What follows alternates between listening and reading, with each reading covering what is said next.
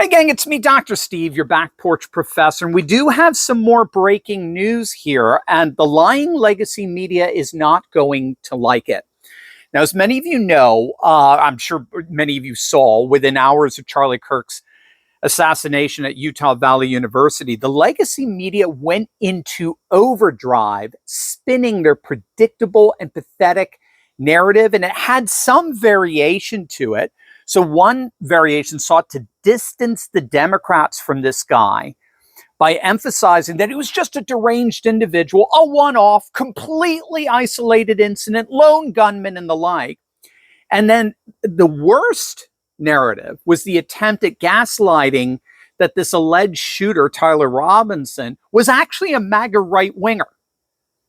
I kid you not. The alleged gunman assassinated Charlie Kirk for not being right-wing enough. That was all over left-wing social media and left-wing media as a whole. But as the FBI investigation unfolds, we're discovering a web of deception that goes far deeper than anyone imagined, and it leads straight to the shooter's bedroom. It has now been confirmed that Tyler Robinson, the 22-year-old who apparently confessed to pulling the trigger, he was living in an intimate relationship with a transgender individual, transitioning from male to female. We are now getting reports that when FBI agents raided Robinson's St. George, Utah apartment, they discovered something rather extraordinary. His trans roommate had voluntarily handed over a treasure trove of incriminating evidence, text messages, Discord communications, detailed conversations about hiding the murder weapon and the like. And we now know that the messages painted a chilling picture, right? We have to remember that the moment that Charlie was killed, Robinson allegedly pulled the trigger just moments after Charlie answered a question about transgender mass shooters, where he defended, ironically, his assertion that trans shooters are disproportionately represented among mass shootings, given their proportion of the population. And so it does appear that a very radical form of trans activism provided the principal motive behind this shooting. It also explains one of the first details that emerged after they found the gun and the ammunition in the wooded area near the university. One of Robinson's bullet inscriptions included furry culture references, so furry referring to humans wanting to identify as animals. So on one of the bullet casings, Robinson reportedly wrote, "Notice this bulge, OWO, what's this?" So that's a phrase. I mean, it started on the internet years ago, but it got adopted by the furry community as a sexual innuendo. Well, now we're getting images and photos of Robinson's transgender roommate, a fellow by the name of Lance Twiggs, being photographed in furry costumes.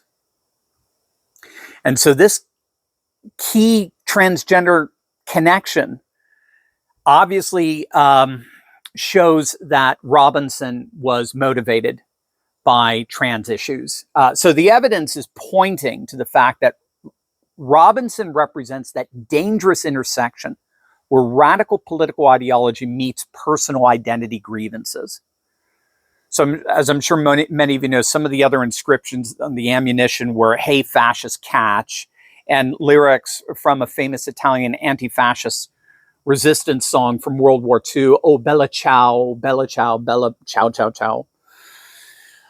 So now with the latest bombshell revelation about this intimate relationship with a trans roommate who himself evidenced proclivities to the very furry culture that was splashed in some of the ammunition casings, it's absolutely clear that the motives behind Charlie's assassination were radicalized left-wing identity politics.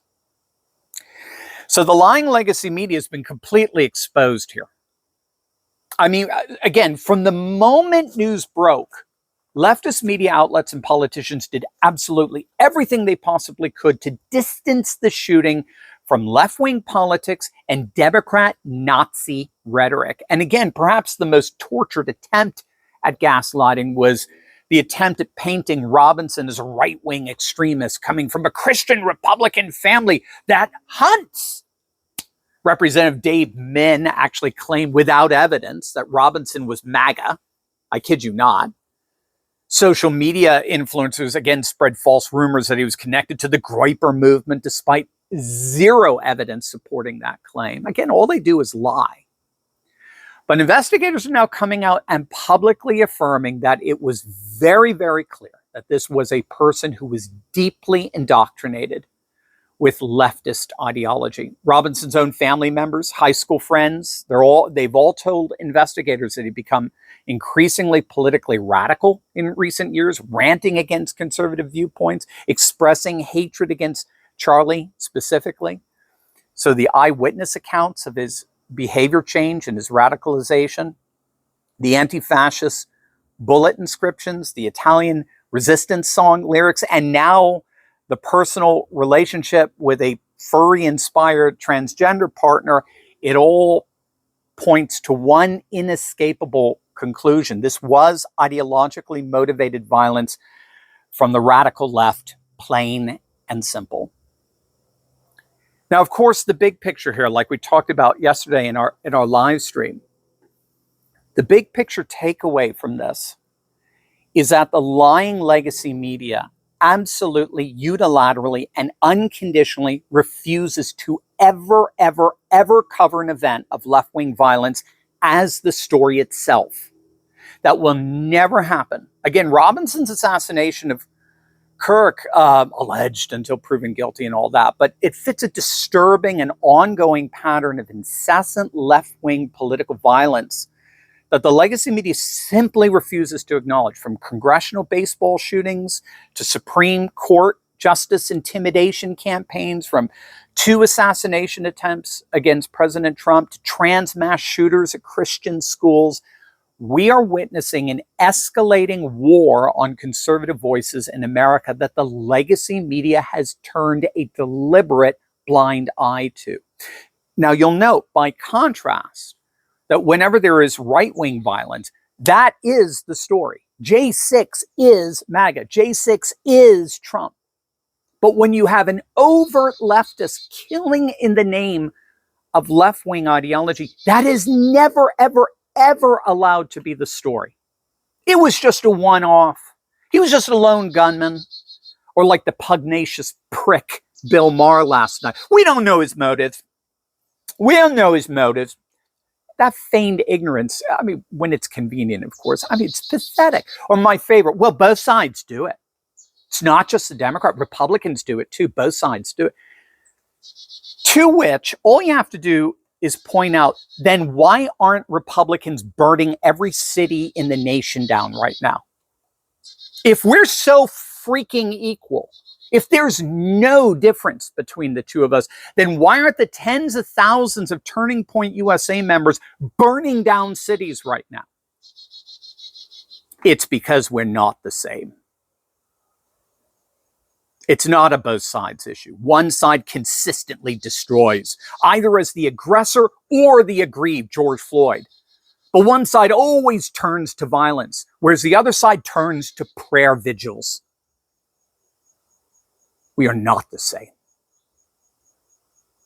And like I talked about in our first video today, the nation is seeing that.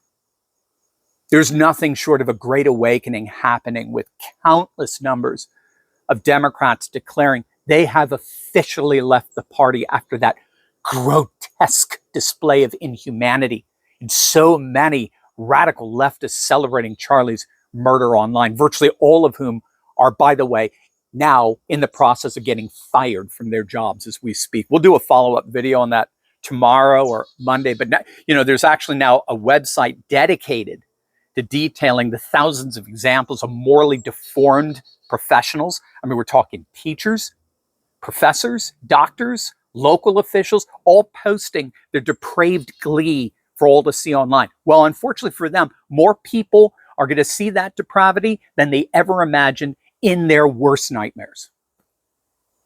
The lying legacy media's desperate attempt at gaslighting this assassination has once again failed. The far left, radical woke inspiration behind this horror is now undeniable. What happened on 9/10 therefore promises not merely to completely destroy the Democrat left, but it looks like it's going to take down the legacy media with it as well. I love you guys. God bless.